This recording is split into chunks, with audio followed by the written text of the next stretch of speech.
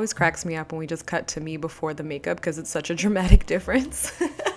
But we're gonna glue some horns on, clearly, and these are from Spirit Halloween. They're one of my favorite horns to use because you can paint them any color you want.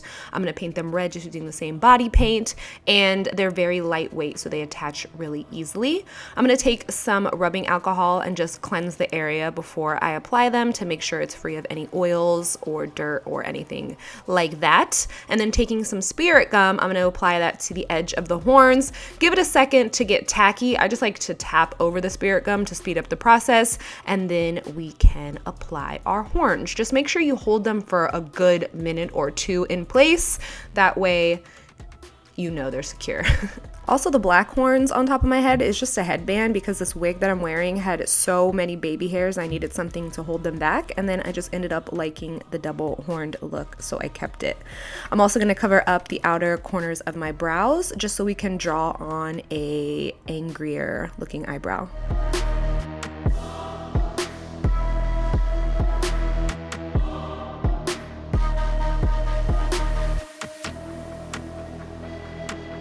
For the body paint, I'm using Graf Tobin's Pro Paint. This is a water-activated paint, and I'm using it in the shade Crimson Red. This brush is from Tarte, but any kind of dense, compact kabuki brush like this is really great for putting on body paint because it's going to help eliminate any streakiness or brush strokes. And if you're wondering if this red paint will stain your skin, it will not. I was a little nervous, but I'm pleased to report that there was no staining of the skin. It is water-activated paint, so as soon as you jump into the shower and water hits it, it comes right off.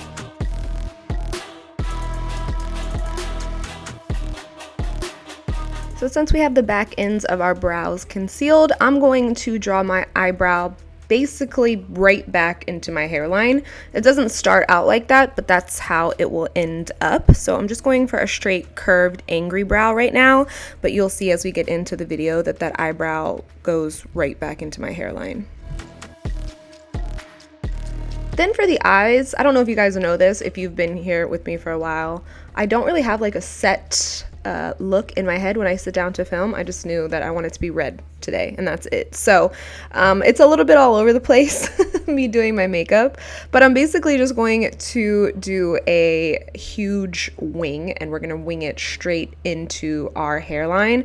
This is why I decided to pull my brow back into the hairline. You will see that this black outline is going to get a lot blacker and just a lot bigger, like more extended.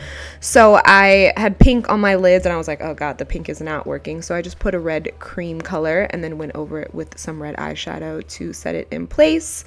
So I'm just gonna basically work on this shape, kind of intensifying the outline and then blending it out a little bit, and then we're really gonna concentrate a lot of black shadow underneath our brow, like the front portion of our brow, which you'll see in a second, like up in this area.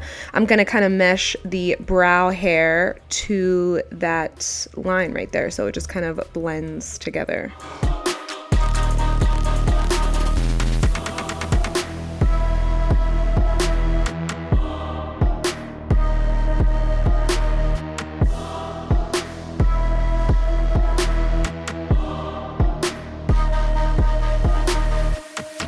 This part kills me. Snap! Wrong hand.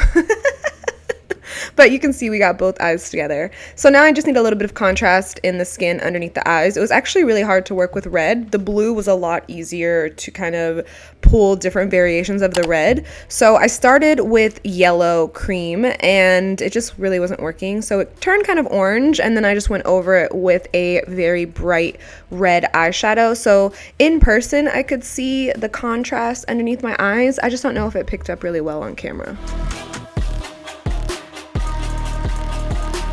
I'm gonna add a little bit of black shadow around the horns so they have a little depth to them, and it kind of makes them look like they're just like protruding through the skin.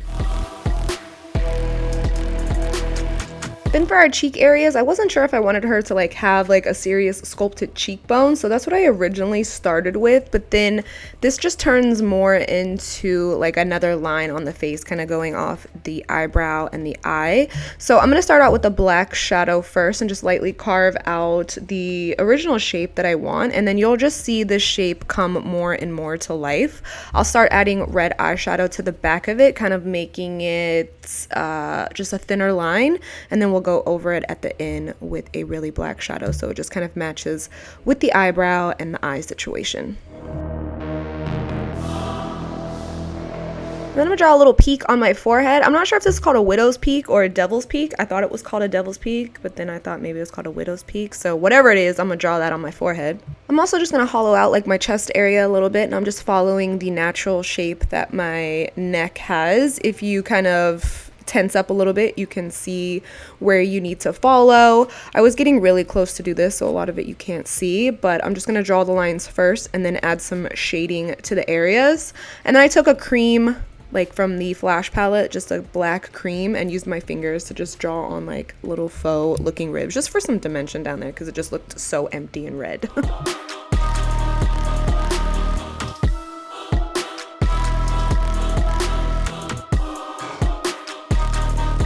Then for underneath the eyes, I'm just going to take a black pencil and go into the waterline, and then underneath the eye as well. But I'm going to extend it down. I'm just kind of following that line from our outer corner and then extending it far down into, like, basically onto my face. I was going to say into the corner of my eye, but no, basically drawing the line down onto my face. And then I'm just going to do a little shading so that it looks a little thicker and a little more even-esque.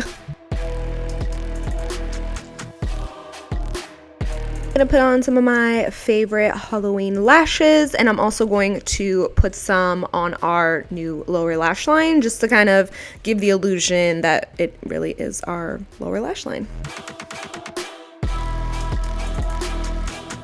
I'm going to use that same artist pencil from Makeup Forever. This is a multi-use pencil, so you can use it underneath your eyes. You can use it as a lip liner, and I'm just going to line my lips, and then I'm also going to fill it in with the pencil.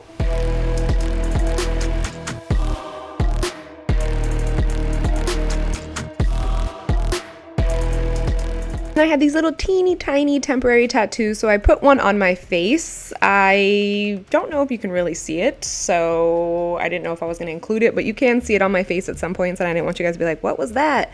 I didn't think it would stick with the red face paint, but it did a pretty good job at adhering itself. I'm also going to extend the corners of my lip liner, because I feel like for any evil look, I just like to do this because it adds just like a little extra something. Everything else that I'm doing from this point on is just like extra things that aren't necessarily necessary, but I figured why not.